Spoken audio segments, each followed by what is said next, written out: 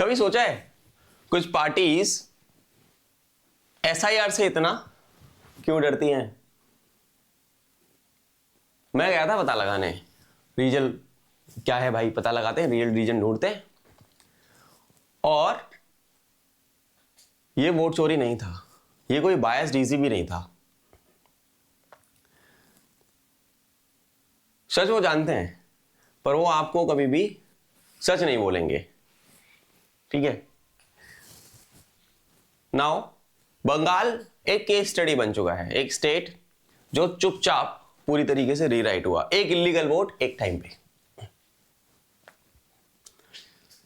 कुछ डेटा दिखाना चाहूंगा आज एक टीचर के स्टाइल में, जैसा कि मैं पढ़ाता हूं डिफेंस एग्जाम्स के बच्चों को।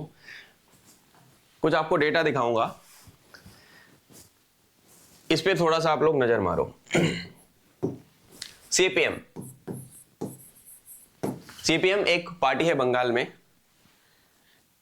जब ये चीजें हो रही थी तो सीपीएम को कितने वोट, 153 सीट है सीपीएम के पास, 153 seats are there with CPM. फिर से सीपीएम आई 143 सीटों पे, ठीक है। फिर से सीपीएम आई 143 सीट्स, जब ज्योति बसु का टाइम चल रहा था बंगाल के अंदर। अगेन सीपीएम आई 176 सीटों के साथ, अगेन सीपीएम आई 176 सीट्स के साथ। क्या हो रहा है, डेटा देखो एक बार आप डेटा देखो। सीपीएम सीपीएम फिर से सीपीएम, और फिर स्क्रीन शिफ्ट हो जाती है। एक नया वादा आता है, ममता बनर्जी मुख्यमंत्री बनती हैं, टीएमसी वापस आ जाती है, और टीएमसी आती है 184 सीट्स के साथ। दोस्तों, तृणमूल कांग्रेस के नाम से हम टीएमसी को जानते हैं, 184 सीट्स। अगली बार टीएमसी आती है आपकी 211 सीटों से, फिर टीएमसी आती है 213 सीट से। आप देख रहे हो एक पूरा डिकेड ऑफ डोमिनेंस, मैंडेट पे मैंडेट आ रहे हैं, too perfect, too consistent, too engineered, और यही सिंपल कहानी खत्म। अनकंफर्टेबल ट्रुथ शुरू होता है अब। वो मैथ्स जो आपको दिखाया ही नहीं गया, कभी आपको बताया ही नहीं गया, वो बंगाल की पॉपुलेशन है 9.98 करोड़। बात करते हैं डेटा के बारे में। आप देखो एक बार, बंगाल की पॉपुलेशन है 9.98 करोड़। कितना है? 9.98 करोड़ है बंगाल की पॉपुलेशन। इलेक्टोरेट कितना है? 72.9 मिलियन। कितना इलेक्टोरेट है? 72.9 मिलियन, ठीक है।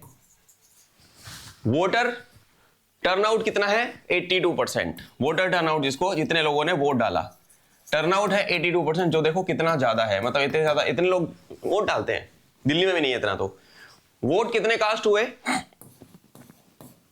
वोट्स कास्ट, वोट्स आपके कास्ट हुए हैं 59.9 मिलियन, 59.9 मिलियन। अब यहां पे कैसे गेम चेंज होगा आप देखना। पर ट्विस्ट यहां नहीं आता।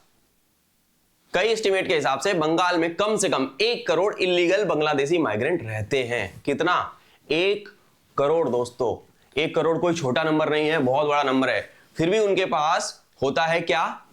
वोटर कार्ड, आधार कार्ड, राशन कार्ड, सारे सरकारी बेनिफिट और पूरे के पूरे वोटिंग राइट्स। क्या मजाक बना के रखा हुआ है सिस्टम का।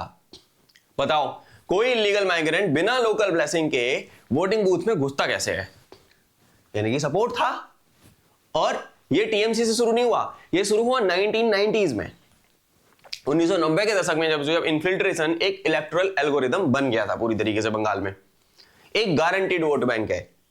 अब नंबर यहां ध्यान से देखना, नंबर यहां पे ध्यान से देखना। अब ये जो मैंने आपको डेटा दिया है, आप इसके बारे में थोड़ा सा मैं और आगे जाऊंगा। ये आपको बताया, अब आगे आओ। वोट कितने पड़े? लगभग 69 वोट्स कास्ट, 69.9 मिलियन। ठीक है, इतने वोट पड़े। इलीगल माइग्रेंट वोटर, अब यहां पे ध्यान देना इस वाले नंबर पे, इलीगल माइग्रेंट वोटर्स, क्योंकि इनके पास तो सब कुछ सारी सुविधाएं हैं इलीगल माइग्रेंट, पर इनके पास वोटिंग राइट्स हैं, हमारे नागरिक नहीं है पर वोटिंग राइट्स इनको दिलवाए गए हैं। ठीक है, 1 करोड़ का बनता है 10 मिलियन, दिस इज 10 मिलियन, यानी टोटल वोट का 14%, 14% of total votes.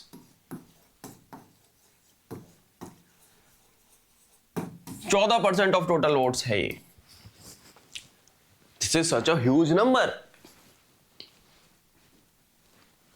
First pass the post system में जिलों में फैला हुआ सेंसिटिव कंस्टिट्यूएंसीज में इंजेक्ट कर देते हैं लोग।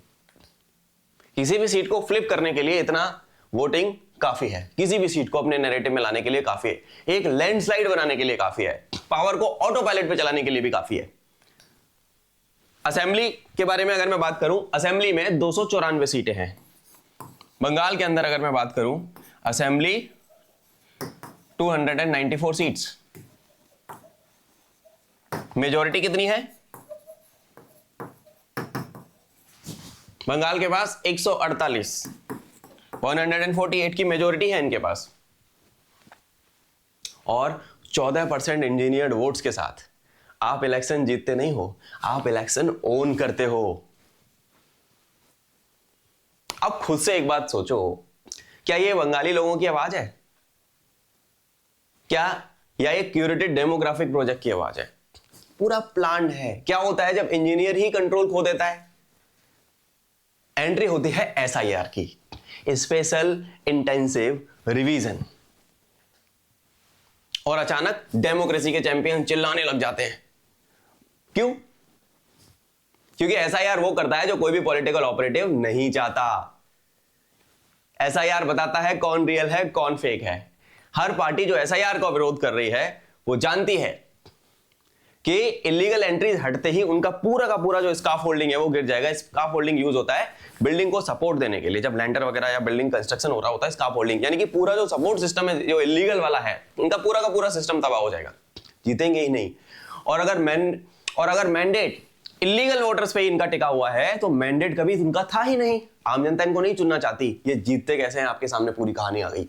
एसआईआर चैलेंज करता है 20 साल की डेमोग्राफिक इंजीनियरिंग को, वोट बैंक इंडस्ट्री को, आर्टिफिशियल मेजोरिटीज की पाइपलाइन को। ध्यान से सुनना, आर्टिफिशियल मेजोरिटीज की पाइपलाइन को। और बंगाल जानता है, दिल्ली जानता है, ढाका भी जानता है, और इनफैक्ट बॉर्डर तक जानता है। बस देखो कौन चुपचाप घर भाग रहा है। आप देखते हो ना बॉर्डर्स पे लोग भागने के लिए रेडी बैठे हैं, कौन भाग रहा है वो। अगले कुछ महीने ब्रेस फॉर इंपैक्ट, बंगाल पूरा हिलेगा, नैरेटिव भी फटेंगे, पुराने राज भी बाहर निकल के आएंगे।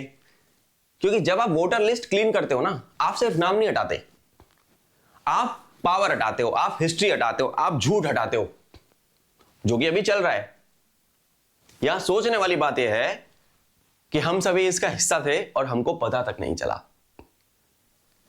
आपकी राय क्या है इस बारे में मुझे कमेंट करके बताना। SIR is going to change the game forever. मिलता हूं अगले सेशन में। जय हिंद।